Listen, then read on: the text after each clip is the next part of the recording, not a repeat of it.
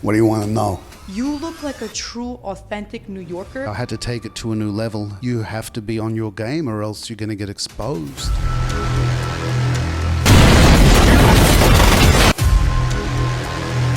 Here's the story. Don't feel any pain, you just pull the trigger from a distance. Find it!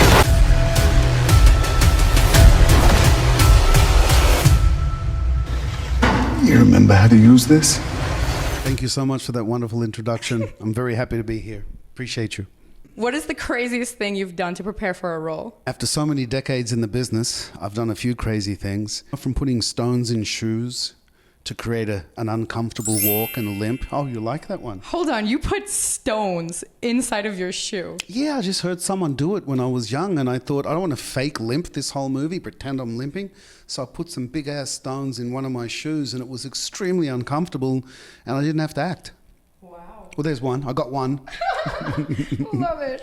What is one role that you've booked that completely changed your life in the acting world?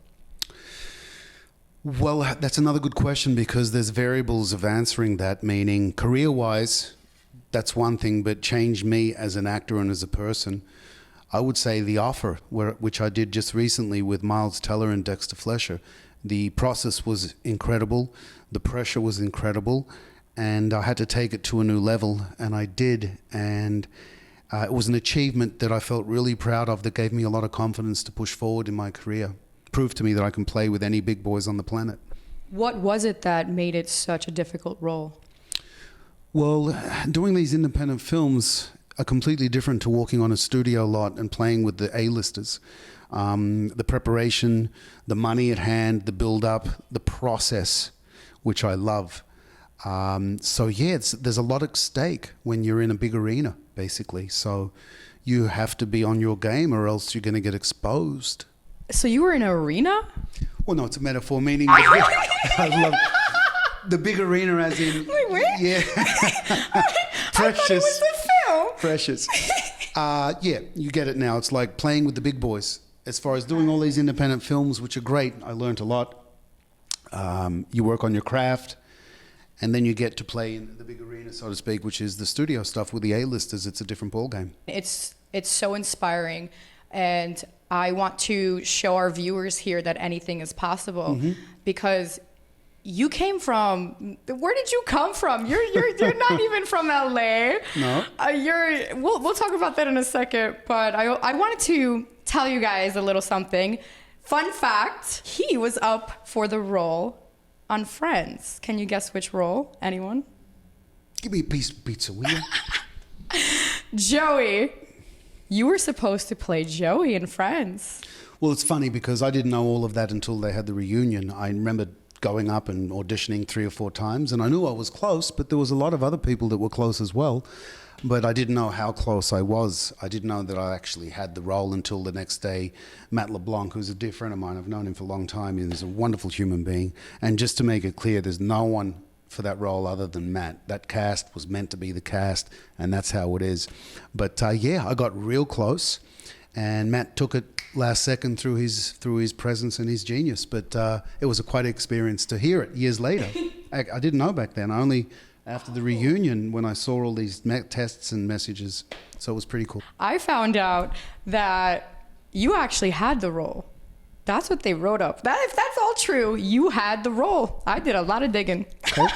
Yeah, I heard similar stuff, and then he went in the next day and they said, we're going with him because of ABC. Yeah, something happened with him that he's supposedly like, oh, why is your nose Matt Black LeBlanc? eye. Yeah, why is your nose messed up? Yeah. And he went and said, oh, I fell in a toilet and it bumped my nose. Like, okay, he got the role. You did some research. I did. It's just so crazy how something could be yours and it could be taken, but in reality, it was never meant to be yours. It was never meant to be yours. And I like to look at everything as a learning lesson, and it's just not your path. I think that you were meant and destined to create film and do other things in the world. And I see you winning your Oscar. I see so much happening because I've watched your film. I watched your acting, and it is so authentic and so genuine that it's very hard to match up to. So anyone who plays opposite you, they got to bring their A game. Thanks for that. That's nice to hear. Appreciate it, Athena. Yeah. How does it make you feel knowing that that could have been yours? The Joey thing?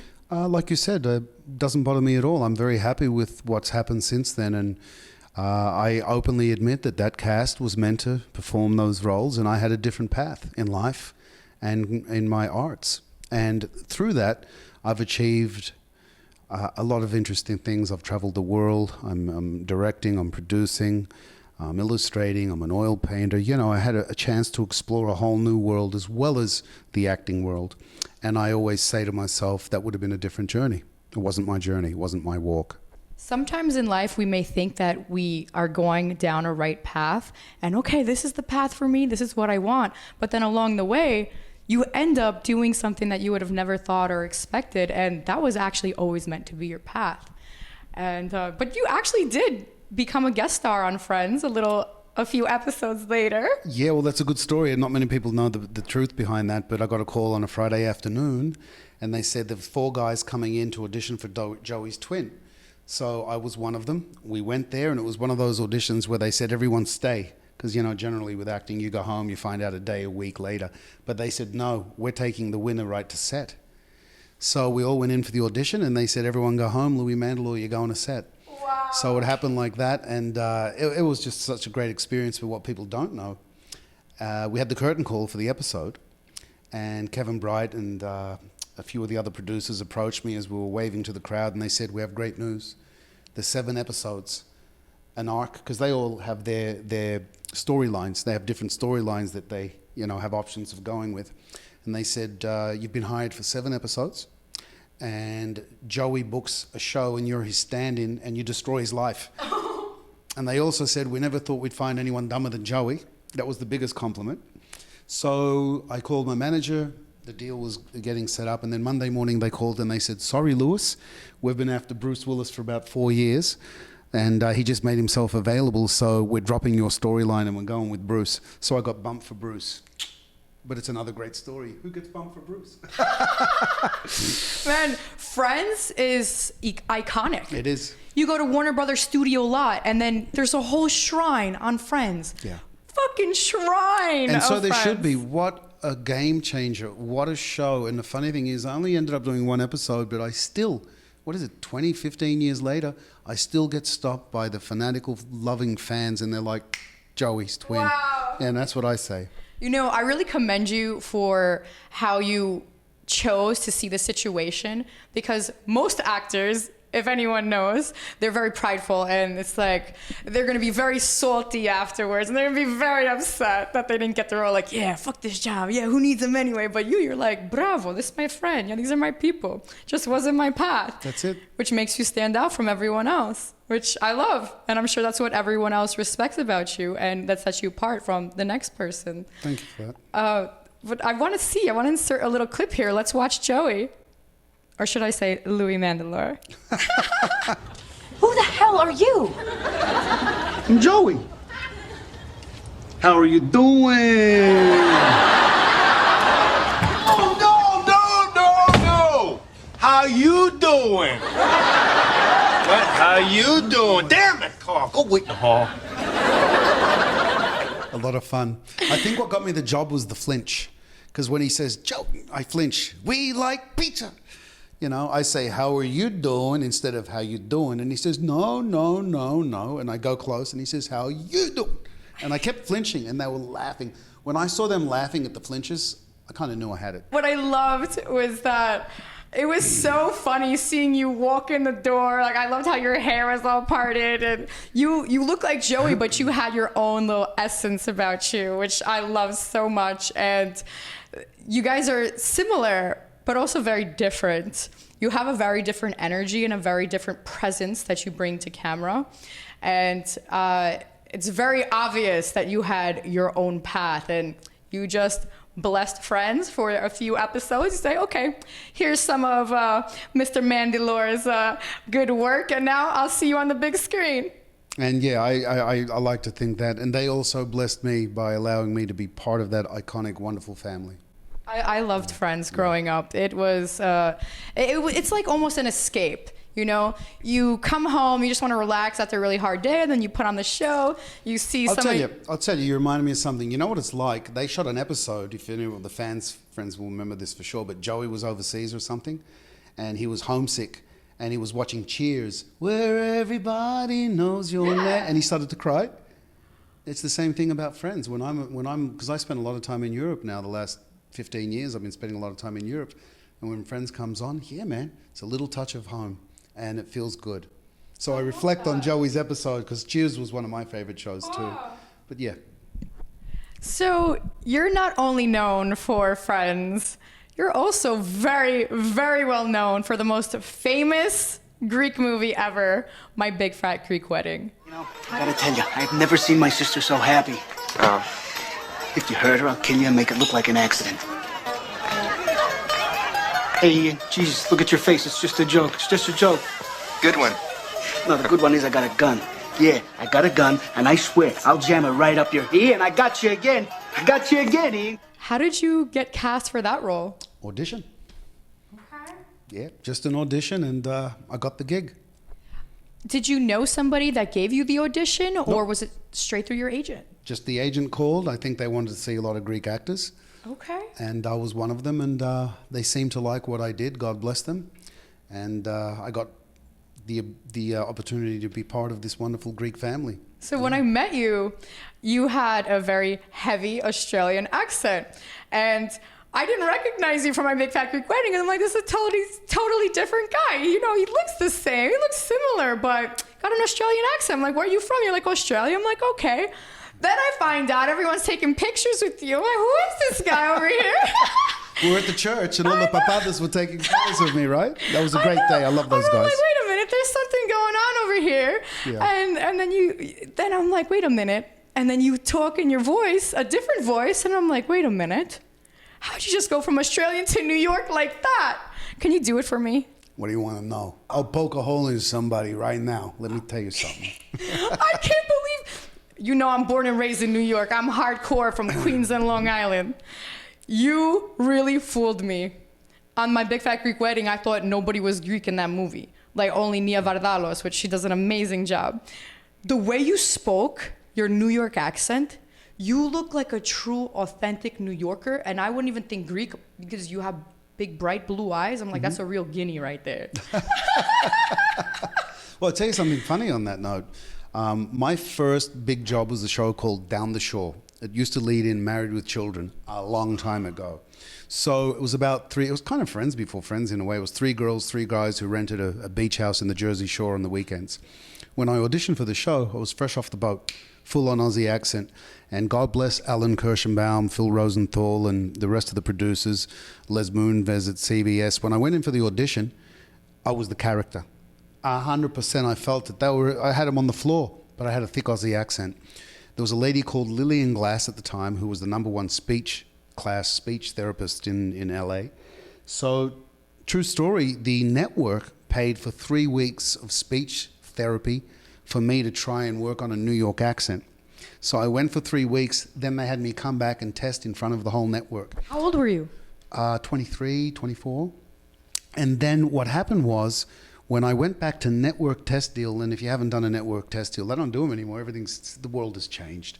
But we used to walk in those rooms, and you had to have nerves of steel.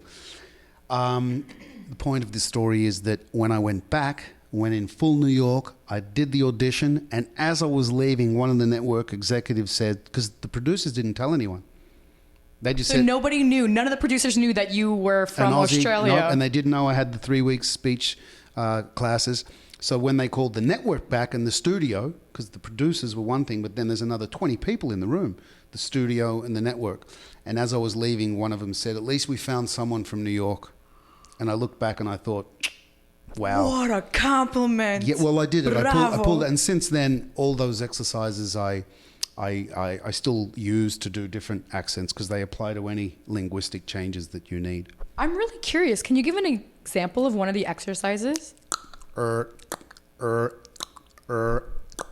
let me try that. Well, my voice is a little fucked up right now. You're from New York, so it's different. But a lot of Australians have a little tight Maybe I'll jaw, reverse it. I need to reverse the New York, take the New York out of me a little bit. Don't do that. But it's good for loosening up the jaw. We say in Australia, we say jaw, going, coming, over, after. It's about loosening up and rolling your R's. That's one of the exercises, which, hey, that costs $50. Okay, so I want to know, what's another exercise? No more. No more! Come to the classes. You know what? You guys got to go to his classes. Do you know that he's actually holding classes in Greece to teach other actors how to learn his way of being genuine and authentic on camera? If you guys don't go to it, you know, if you're fine being mediocre, that's fine with me. More roles for Athena. Bravo, Athena. And thanks for the plug, by the way, yeah. I really want to know, since you're from Australia, how did you transition to coming to America? Well, at that particular time, my brother Kostas Mandylor became a very big, successful movie star with working with Russell Crowe on Virtuosity. He did Mobsters with Christian Slater, and then he booked an award-winning show called Picket Fences. Wow. So back in those days, I was a prize fighter. I was a boxer. My dream was at that point to become a world champion fighter. So he just did a movie called Triumph of the Spirit, which with the one and only Teddy Atlas, who I got to meet once or twice. What a man. And my dream was to come over and fight. So I came over. I spent 2 years in LA. I got a temporary contract under the late, great Jerry Buss and John Beirudi through my friend Eric DeConte. So they started having me go fight everyone in LA. So for 2.5, 3 years... You were a fighter in LA? Oh, yeah. I fought almost every young prospect for those 2.5 years. Wow. I gym hopped from Freddie Roaches, the Goosens, Paolina, blah, blah, blah, blah. I went everywhere, downtown to the jails. I don't like to brag, but fuck it. You won 14 shows. I did a little research. Oh, there you go. I lost a few too, but don't mention them. You won 14 big ones. That's all that matters. That's all we got to remember. And it's funny. It's a good segue. This is true. I was in my brother's acting class after 2 years with the late, great Janet Alhanti. And I was boxing every day, fighting for a contract. So John Beirudi calls me up with Jerry Buss back in the day, and they said, we have a fight for a contract on Sunday. You have to go downtown. You're fighting some Mexican dude called The Fixer. He was an ex-world champion, and he was a journeyman, and the way it works in boxing is you get tested to see if you can perform with the big boys. So this was Sunday. Saturday night, I'm in my little apartment, and an old dear friend of ours called Chris Stanley, who was part of Janet's class, comes to my house, and he says, what are you doing? I said, I'm nervous. I'm fighting The Fixer. He says, I'd be nervous too. There's a party in Malibu. The wonderful Mindy Marin, who was just starting her career at the time, was making a movie called Necessary Roughness. I'm not sure if you've heard of that movie. It was a pretty big film, a college football movie. So he says, come, just hang out, get your mind off the fight for a couple hours. I went to the party, and Mindy met me. She goes, oh my God, you're Australian. She said, are you an actor? I lied. I said, yes, I am. She goes, wait here, exactly like this. This is why you have to be active in your life. You have to be active, and you never know what's going to happen. You mentioned it earlier. I didn't know I was going to be an actor. My dream was to be a prize fighter and be the best in the world at that point. She went upstairs. She got the sides. It was a monologue. She gives it to me, and she says, Monday morning, you're coming to read for Stan Dragotti, who was the director. And I said, sure. So Sunday, I had the fight, and it was an 8-round war. This guy hurt me pretty bad. I got him too, don't you worry about that, but I was hurt, my jaw, my energy. I mean, I had a fight. And for anyone that's had a fight or has been an athlete, or if you've ever been hurt, it's the next day where you feel everything. So Monday morning, I woke up and I was like, oh my God, I couldn't move. But I had the drive, I went to the audition, and ultimately went in the room, and I think I got a little lucky because I was very green, but I was so hurt, I underplayed everything. I didn't overact. And when I left, they said, that was really cool. You're not green. You were composed, relaxed, and you threw everything away. And I said to Mindy Marin, I said, listen, I'm a boxer. This guy just kicked the fuck out of me. I said, I don't know how to act. And she goes, it's okay. You got the job. Just make sure he fucks you up every morning before you go to set, and do the same thing. So Kizumi, that's the story. That's how my life changed. So I quit the fight game at that point and focused on becoming a professional actor. You know what, Louis? I gotta say, The Fixer really doesn't scare me, because when the Greeks say "thaseftiaxo" and it's your mom coming around with that pantofla, I'm more scared of that. I get you. No, I get you. No, all kidding aside, your journey is so inspirational because you can be on completely one path and have your mind set, this is what I'm going to do, this is what my life is going to be, and then boom, something hits you. That's life. As long as I say to people in some symposiums that I do is just make yourself available. As long as you're active and you're pursuing something, you'll find your way. Things happen. But if you're home on the couch doing nothing, nothing ain't going to happen. You have to be in the right place at the right time and let your blessings come to you. Mm-hmm. You can't accept your blessings if you're sitting at home eating potato chips. Complaining. Don't be the victim. Stop playing that complaining victim role. Stop eating the potato chips and go out there and go, just be seen. One moment, one day can change your life. Yeah. I was walking a Rodeo Drive, walking my dog, and poof, I'm scouted on The Bachelor, and now I'm shooting a show. That's how it happened, huh? Yes. There you go. And you know what's so funny? I'm going to tell you about that day. My friend Athena, she's walking with me. She's visiting from New York, like me. And I'm all depressed over, breaking up with my fiance. I don't want to come out of my house.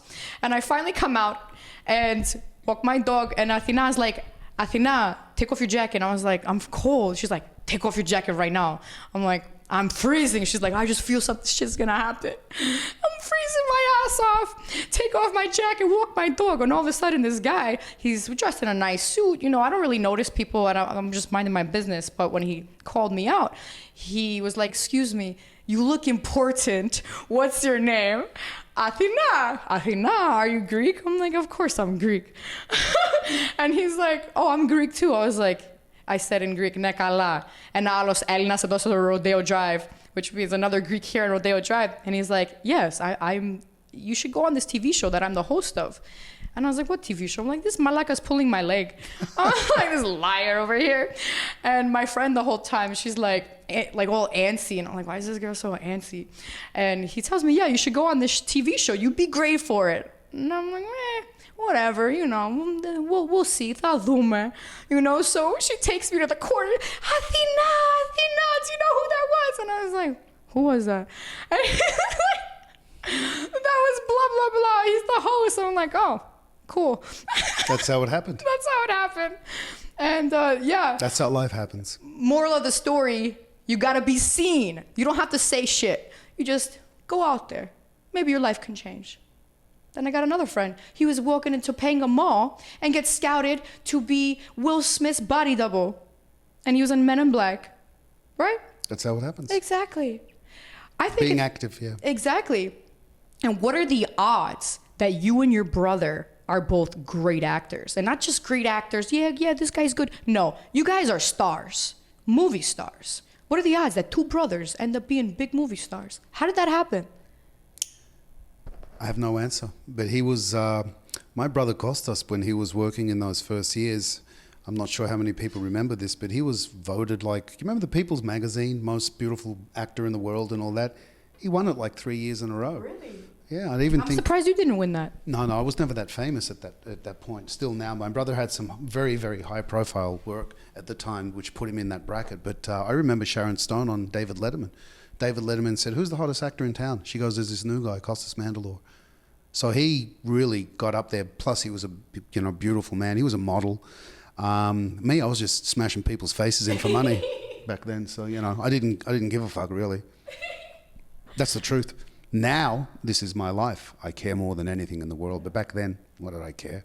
For me, if I'm not creating and making film, I'm not living. It moves me every day to keep creating, making my own stuff. Because if you don't create what you want, you're just going to be working for what everyone else wants. And that's okay. Mm-hmm. That's all right. But in this industry, it's so difficult, especially since I'm new, up and coming. I can't depend on my big break. I can't depend on waiting to be discovered. I have to just make moves and do shit myself. What's good about now is for young filmmakers, for people like any artist, it's a different world. It's a digital world. People are making movies off a cell phone. When I came here, there was no phones. There was no videos. There was no internet. There was no cell phones. You just had to fucking go and audition in front of these casting agents. And other than that, you couldn't self-produce. You couldn't make a movie. There was no Instagram. It was a very different world. But now there's an ability for anyone, like you said. So there's no excuses. You can do a lot now with very little. So what is your piece of advice that you would give to someone who's just starting out? Exactly that. If you're an actor, study the craft, get an agent, get in a class. But there's more to it now. I like to tell people, why don't you shoot a short film?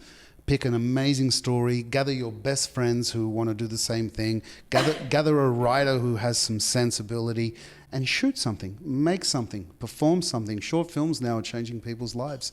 So it's a different world, and you have the ability to really achieve. It's really true. And you have to listen to people's advice. You know, we have a great actor right here. He's giving you good knowledge, 30, 40 years worth of work. Why wouldn't you want to listen? I'm not that old. Right? I'm just But why wouldn't you want to listen? You have the god of filmmaking in front of you. You have all these YouTube videos of people who go and give you advice. And people just sit and they binge on all this content and they nod their head. But do you actually go make moves? Go make the moves. Go change your life.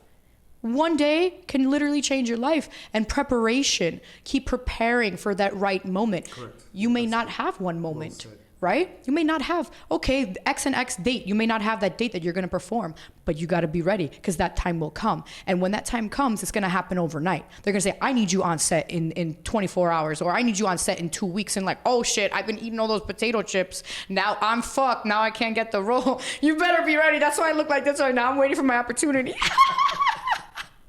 I know it's Kevin, baby. Let's have a little intermission, but we're done with this. Oh, actually, I need that one. My bad. I'll pick it up later. Okay, so today we're going to play Hercules, Would You Rather? Is he nervous? Would you rather be a director or actor? You can only choose one. Director. Ooh, that was really quick. Why? That's where I'm at right now in my life. Oof, okay. Yeah. All right. Would you rather eat souvlaki or gyros the rest of your life? What's a gyro? Okay, I guess it's a big souvlaki. Well, it's a gyro, right? But souvlaki for me. Now, the question is to you.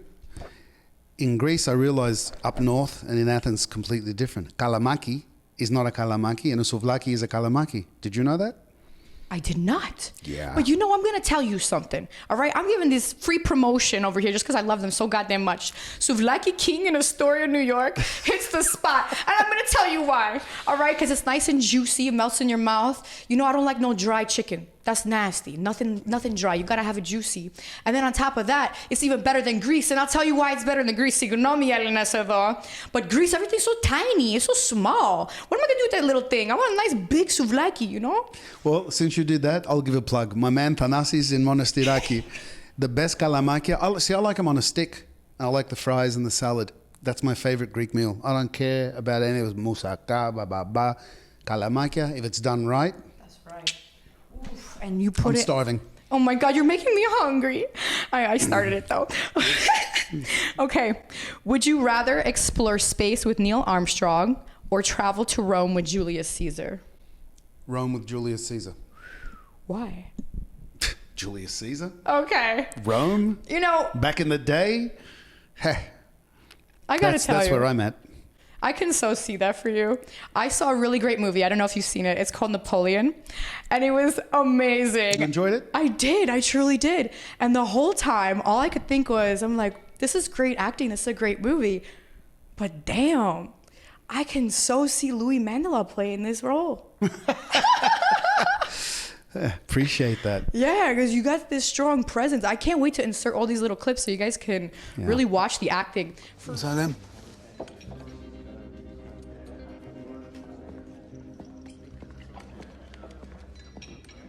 You got some balls coming in here. I just want to understand what I did to offend you. Me? No, it's not me. I can give a fuck about what you do. But they don't want you making this movie.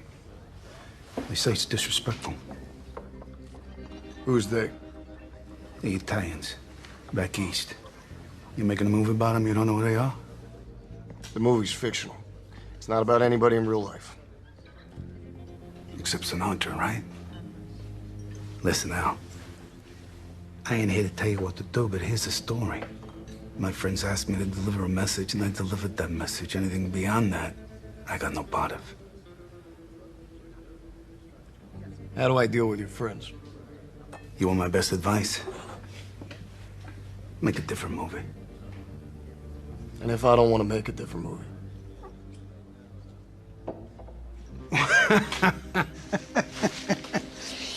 Oh, well. Then eventually you're gonna have to deal with them directly, Al. And when that time comes, and it will, above all, be a straight shooter. They don't fire warning shots. I'm like, okay, I need to study that. You're fucking great. I need to study what you're doing so I can do the same for my own roles. It's not just, okay, looking up to you. It's more like, how can I learn from this person? Well said. Would you rather live in the Matrix or enter dreams in Inception? Dreams in Inception. Oh. Should I ask why? I don't know why. It just sounds better. Sounds Okay. cooler. Would you rather fight with Billy the Great, Hope from Southpaw, or fight with Rocky Balboa? As in, have a fight with them? I'll take the first one. I think I can beat the first one. Oh, okay. Well, then which movie would you rather be in? Fighting. Fighting? You mean? Oh, well, Balboa. Come on. Okay. I worked with Stallone once, though. Really? Doing what? I did the last installment of First Blood, which was called yes. Last Blood. Yeah. Yes, I actually saw that on your IMdb. Yeah. Yeah. How'd that slip my mind? Yeah. He was. Yeah, he's the best. He's a legend. How was it working with Stallone on the film? Oh, well, I only had a 1 day's work with him. I did the opening of the film, but he was amazing. He's a legend. Would you rather be thrown into an island with the Teenage Mutant Ninja Turtles or thrown into an island with the cast of the Hunger Games? Cast of the Hunger Games. Ooh, okay. I'm feeling that. Yeah. Would you rather live in a zombie apocalypse or a post-apocalyptic world? Zombie apocalypse. Okay. Would you rather do comedy or drama? Either or. I only have to pick one? Yeah, you can only pick one for the rest of your life. Oh, drama. Man, that's a hard question for me too. Yeah. I'm like, how am I going to answer this? Shit, good thing it's your question, not mine. Right? Not easy.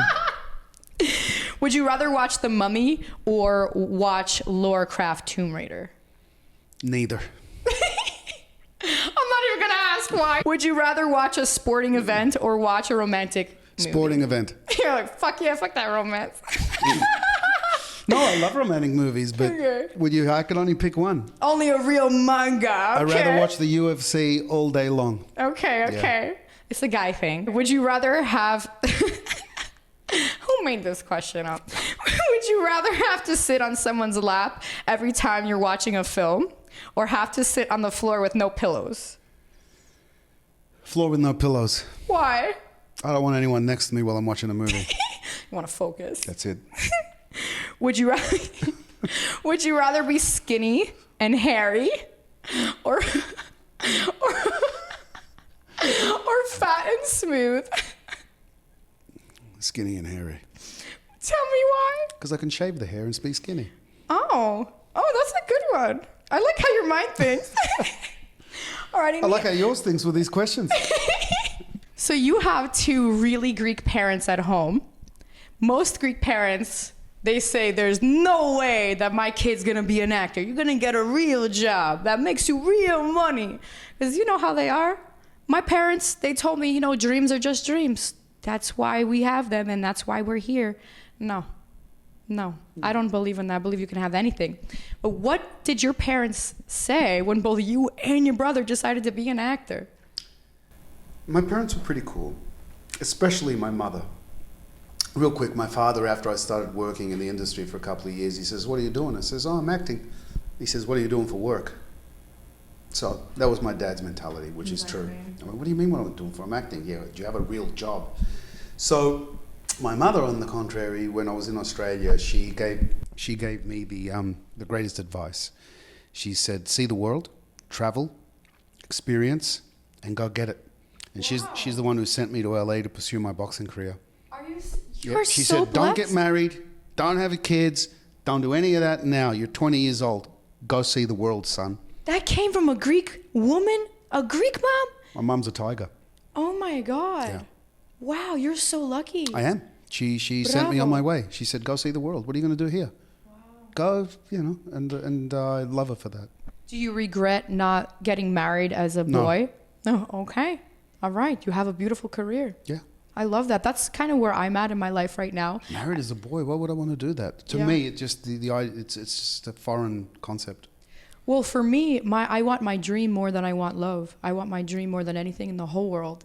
And I also realized that I'm so romantic that I end up getting so caught up and only focusing on my partner. So that's why I'm like, I got to be very, very dedicated to my craft and only laser focus on my dream and my goal. Like, I don't even want to think about kids till after I win my Oscar. And I say after, not if, because you make your own destiny. And I believe that anything is possible. It doesn't matter how many years it takes. I will do this till I die. Unless you have the right partner. I'll add that. I believe that if you have the right partner, which is a rarity, then it's an asset. That's tough to find. I got a piece of advice from someone once in Greece. He said, if you want to make it to the top, you have to do it alone, as far as a partner. But I don't know if I completely agree with that, because I do think that if you do find the right person that really believes and passionate, because I'm very fucking passionate. So if I find someone who's very passionate like me, and we both have the same goal, same drive, same motivation, that we're gonna go to the top together. But chances of that are very slim, and I believe that anything is possible, so you never fucking know.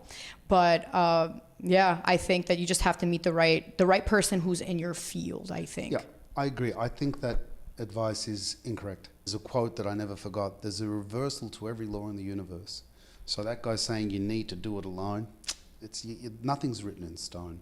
There's a reversal to every friggin' law. Yeah, I think that's incorrect. I think there's no one way to do anything.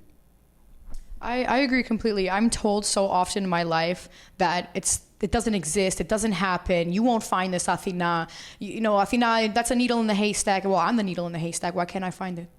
I believe wholeheartedly that I can create whatever I want in my life. And also to add to that, that's what I meant earlier.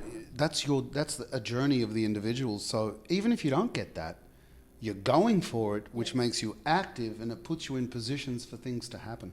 That is brilliant. Very well said. So I feel it's the truth. It is the truth. And so often you have your destiny.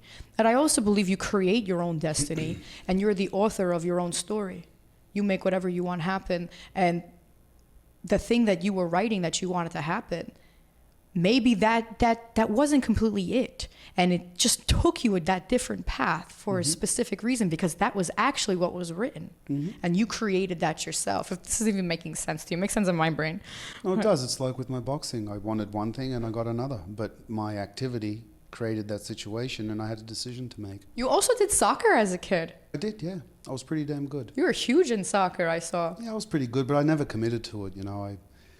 I was a bit of a... We ran nightclubs and stuff, and I was never on my full game, but I was still kicking ass. And I always say to myself, just for 1 year, I wish I committed to show what I really, really could do. But I kind of fell out of love with that sport when I was a young kid. And that's okay.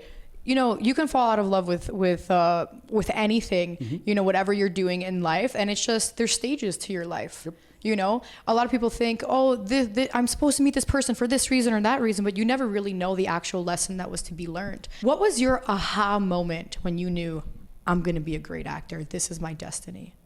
I think when that guy kicked the shit out of me and I booked that job, I just knew I remember thinking I am in the right place right now. That was a big moment for me. You know, I realized, I became a professional actor. And that's not easy to do. That's one of the steps that are most difficult. Getting a SAG card. You can't get a SAG card without working. You can't work without a SAG card. I remember that. I'm like, well, how the fuck does that work? So achieving that goal and getting my card and becoming part of the union and working professionally and getting paid for it, making a living for it, I was like, this is what I want to do. And funny enough, I started studying after that movie. Wow. So I was just sitting in my brother's class watching and, you know, whatever, but after Necessary Roughness, I made a conscious decision to become a professional. Wow. Yeah. So how did you get into directing if you were always focused on acting? That's the funny question. That's the $1 million question. The acting happened, as I said. I went on an audition and I got the job, but I was always a filmmaker at heart. I'm an illustrator. When I was a child, I had a moment with Marvel Comics where they wanted me to apprentice for them because I used to like to panel. And I got in contact and cut a long story short, I never completed the task they gave me, but I was an illustrator, a storyboard artist, if you will. Wow. So years later, as I fell in love with the business, I really started watching the directors when I was working as an actor, picked up a lot of things, and after I did a pretty cool show called Martial Law back in the day, it was a hit show with the one and only Sammo Hung from Hong Kong cinema back in the old days, Jackie Chan's brother, so to speak. The greatest crews, the greatest action sequences, and the one and only Andy Cheng. I think he's one of the best in the world, this guy, and I learnt from these guys.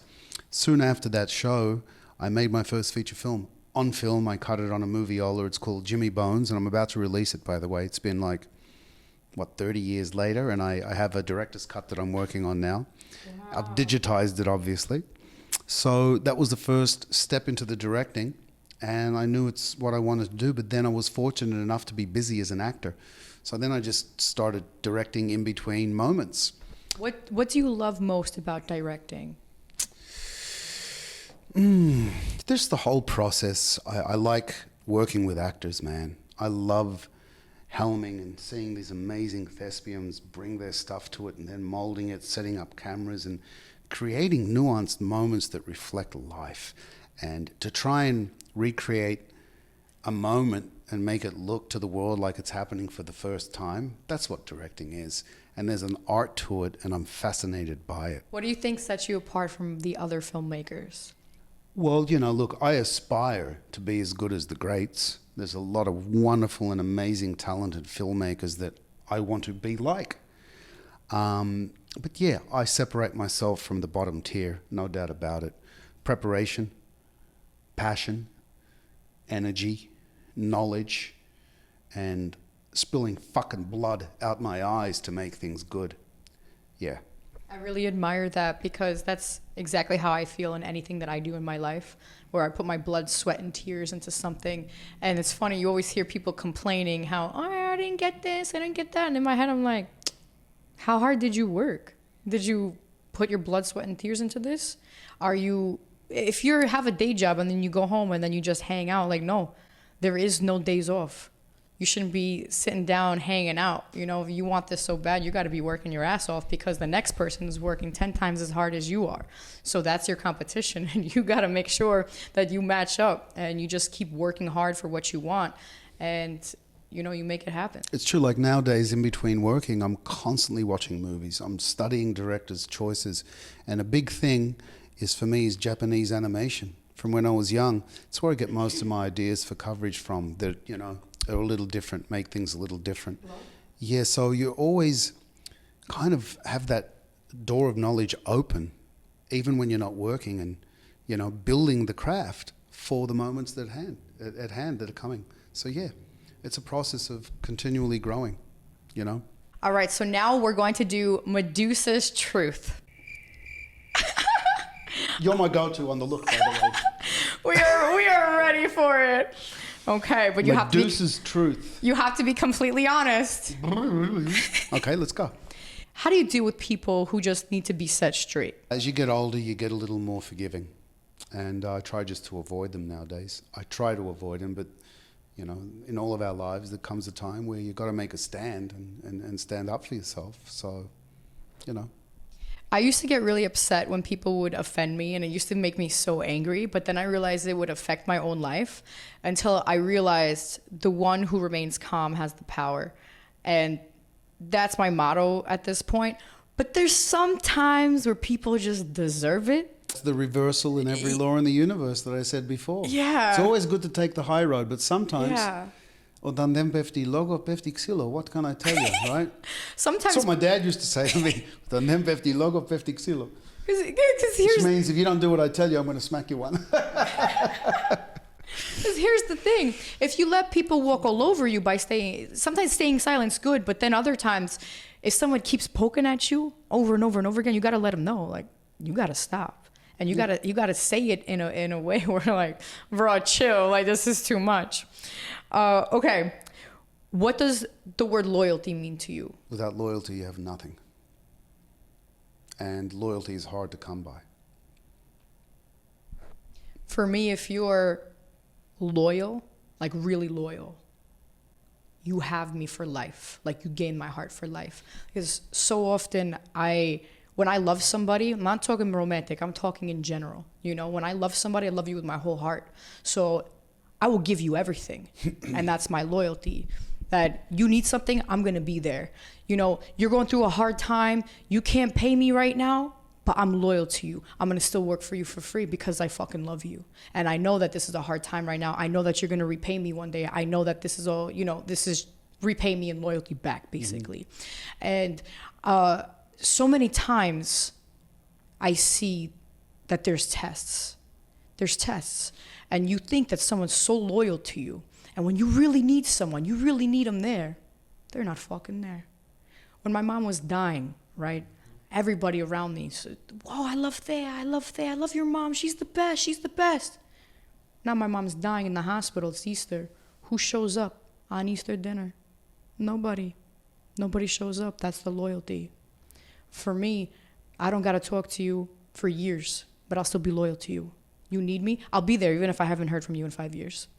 And it's so rare to come by loyalty, and that's why real recognizes real, and I see a loyal person very quickly these days. Sometimes I could be fooled, but when I find my loyal team, I make sure to keep them close to me, and I will always be good to them no matter what.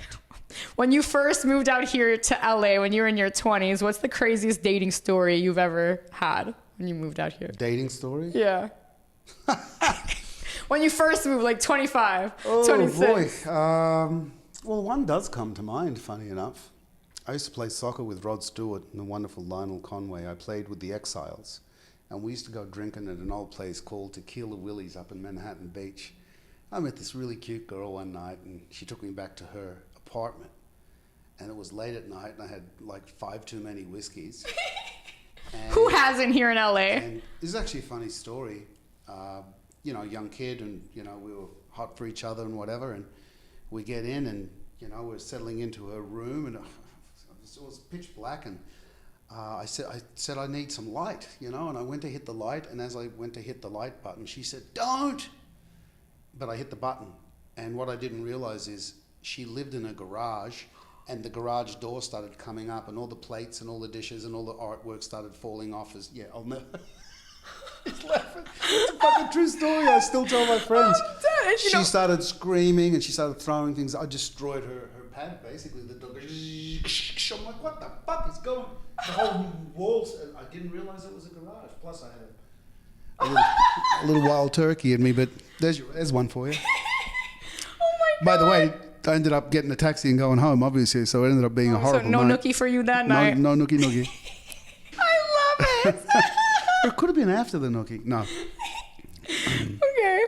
What is your biggest pet peeve?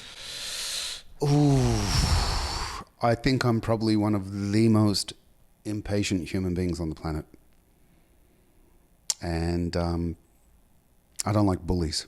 I would have to agree. I'm impatient too. I'm too impatient. I have to constantly... Yeah, my friends call me Switch. That could be your superpower. Because I think it's my superpower, being impatient. I'm patient for the right things. For certain things, I'm patient. But then for other things, for example, for me reaching towards the top of my goals, I want to approach every day with full urgency. I need it. I need it. I need it. Well, I'll tell you this. I just worked for my dear friend, Mr. Damon Hillen at Hillen Entertainment, and I made 2 World War II movies for him, both in 10 days. One was Very in 10 impressive. days and one was in 12 days. And that obsessive, impatient characteristic I had really comes in handy for directing because, I mean, I don't even want to go to fucking lunch, you know? So I'm doing one shot after another. People were dropping, you know? My pace is pretty fast, but that is an asset for me for what I want to do with my life, so it works for me, you know? I hate wasting a second. Hey, we only have a certain amount of seconds on this planet, you know what I mean? And why waste one of them anymore? That is so crazy you said that because that resonates with me on another level. You have no idea. I super focus. It's called laser focus on anything that I'm doing. And that's how I wrote this entire book. You'll never believe how long it took me to write this book. Of those days, I didn't sleep. I maybe slept maybe an hour and a half a night. Because once I get into something, You can't break me away. Like, I won't even pee. I won't even get up. I will not go to the bathroom. As I cannot. I won't even eat. I won't do nothing. I won't, like, if I took a nap for an hour, I won't even get up and wash my face or brush my teeth. I just keep writing. Because I have to finish it. That's how I write my scripts. I have to finish it. If I just leave it, blah, blah, blah, no. I'm not going to take years to complete shit. I want to do it now. I don't got no time to waste. Life is short. My mom went into a coma at 53 years old. Every moment that we're living and breathing, we have to utilize and make the most out of every second of our day. Can't be farting around, sitting down and doing nothing. So, yeah. Bravo. You guys, if you want to change your life, you got to get this book. It's a good one. A Greek guy once told me that. Yeah, it's crazy. I was walking down the street and he hit on me and I wasn't having it. So he just couldn't understand why I didn't want it. I was just like, bro, go away. And he still kept following me into my hotel. And then he takes out his phone and he shows me a picture. It was a naughty picture.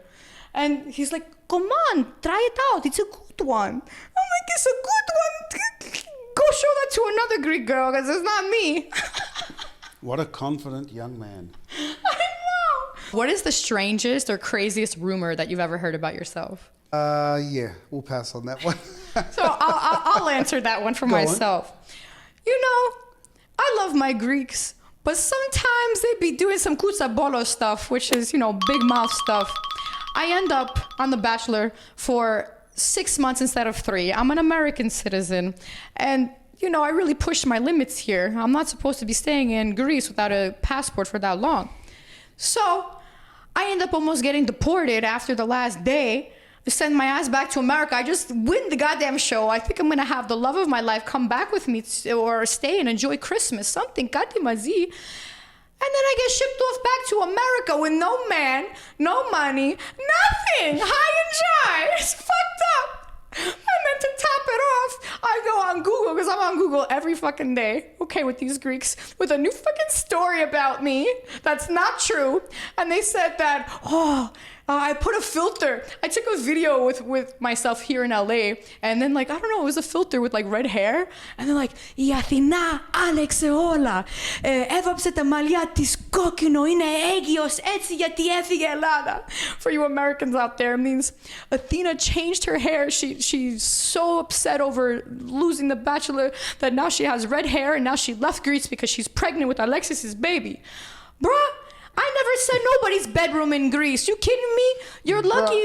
I know. I didn't do nothing. Yeah, you all asking me. Έκανες sex με Alexis? No, I did not. And this is here. This is my testament. I did not. Give me a lie detector test because I will pass with flying fucking colors. Bra. He already knows. Bravo. So that's my story. Carry on. If you only had 24 hours to live, what would you do with your time? Spend a little time making my favorite meal and saying goodbye to the people that mean something to me, I guess. Without trying to be a smartass, that's what comes to mind. Yeah. That's really beautiful. So what else do you do? I don't know. It's not much time. I don't know what I do. That's why you should live your life like that is the last day, so you don't waste time, And, the great Neil deGrasse Tyson, they asked him, do you want to live forever? And he said, why would I? I'm motivated because I know I have an expiration date. And I wake up every morning knowing that that date is slowly coming closer. So I try my best to achieve as much as I can before I expire. That's exactly how I feel. Exactly how I feel. Tomorrow's not guaranteed. We have to do everything that we want when we have the actual time to do it. Don't waste a single minute of your life. It's just too precious. I'm really curious to know, what do you do to prepare for a role? I've tried a lot of different techniques. Sometimes I do nothing and when I say nothing, I mean I don't do the extensive preparation that I generally do. But I've realized for me, preparation is everything. So, breaking it down, voice, posture, walk, cadence, rhythm, just try and make everything unique, but it has to appeal to me, it has to work for me. And then you bring it to set and you let the director mold you if he needs to and adjust things. But I think prep is everything. I've tried loosely prepping and kind of finding it as I go. And there was one movie where it worked real well. Preparation is everything. Really owning it, knowing it. and then having the ability to not think about anything when you're on set, just, you know, to be. Because if you're not prepped, then you're thinking about things, you know. Do you also prep for your auditions the same way you would prepare when you're actually given the role? Oh my God, yes. I learned early on in my career, and I'll say a thank you to Paul Johansson, an old buddy of mine. We're at Crunch Gym boxing. We used to box me and this guy a lot, and he says to me, I want to ask you a question, man. You know, how do you prep for auditions? And I was like, oh, you know. And he says, yeah, well, you're not a professional. Called me on it. And I said, well, what do you mean? He says, well, fuck you, man. He says, you're an actor. You want to go in there like a pro. You want them to see the shit. You want to give the shit. So work on it, prep on it, and go in there like it's your fucking last audition ever, and Spielberg's in the room. And I said to myself, when I went home that night, I said, this guy's right. And that day, everything changed. When I get an audition now, I prep the hell out of it. Yeah, man, come on. You just blew my world. I mean, when you think about it, it's pretty obvious. You want to go in there with all guns blazing. Yes. You don't want to go in there searching for shit. You want to show them the magic. And that comes through hard fucking work. You know what? Someone gave me a really bad piece of advice.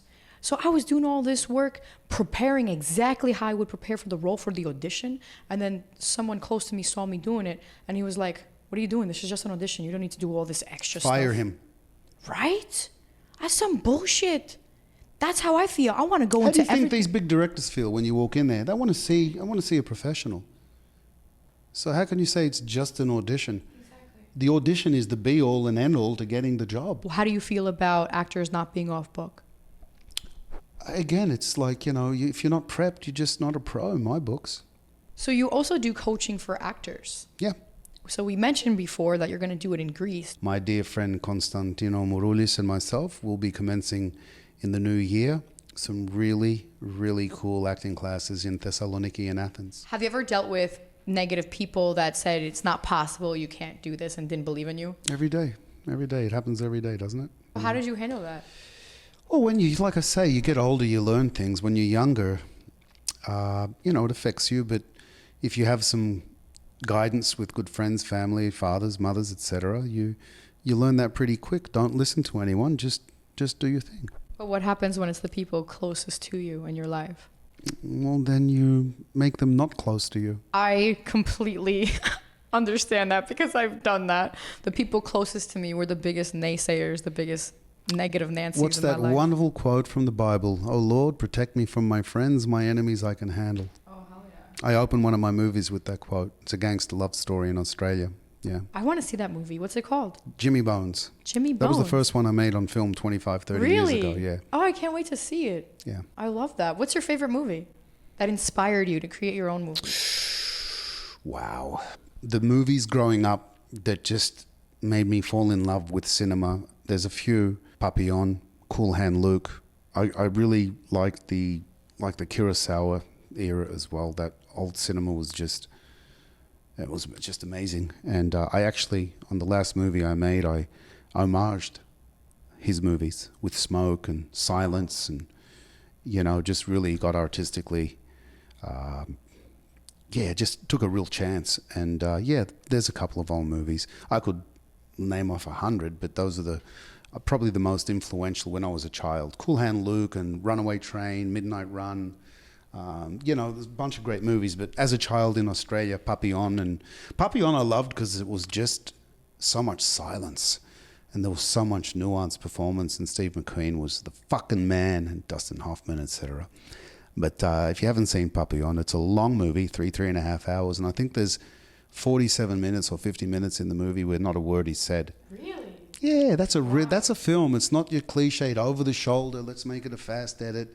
Nowadays, you know, that's why I love Napoleon, 3 hours plus, and, Ridley's obviously a legend and one of the best. But I like it when not only the directors but the studios break the rules, man. I'm so sick of these cliched over the shoulder, master shot.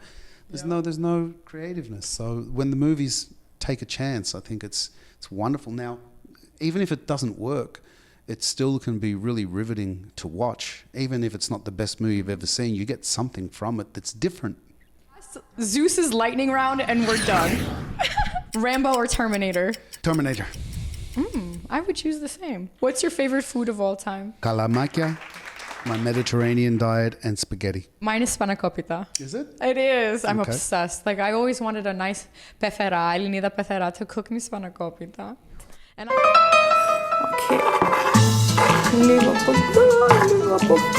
Fatima? And I cook the spanakopita for my man.